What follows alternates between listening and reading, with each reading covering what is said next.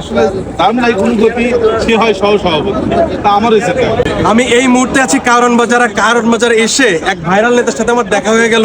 তো চলুন আমরা সেই ভাইরাল নেতার সাথে পরিচয় হই। ওইভাবে আসসালামু আলাইকুম ভাইয়া। আপনাকে বিভিন্ন সময় বিভিন্ন টিভি চ্যানেলে বক্তৃতা দিতে দেখি। হ্যাঁ, একটু পরে ফোন দেয়। হ্যাঁ, কি তো ভাই আপনার সাথে একটু পরিচয় হয়, আপনার নামটা কি? আমি রাসেল। কি কি রাসেল আপনি? হ্যাঁ।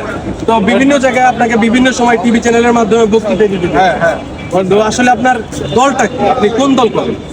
আমি তো বাংলাদেশ সর্বদল কমিটির সহ-সভাপতি হিসেবে আছি। এখন বর্তমানে আমার এটাই পোস্ট। সর্বদল বলতে কি বোঝাচ্ছেন?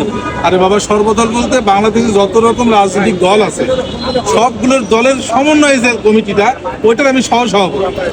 মানে এখানে আওয়ামী লীগ, বিএনপি, জামাত, জাতীয় পার্টি সব দলই আছে। লেবার পার্টি যা আছে, মানে কম্বাইন করে আপনি নিজে একটা দল বানাইছেন নাকি অন্য কেউ বানাই দিচ্ছে? না, আমি নিজেই বানাইছি। কারণ ভাই, আসলে তার নাই কোনো গতি, সে হয় সহ-সভাপতি।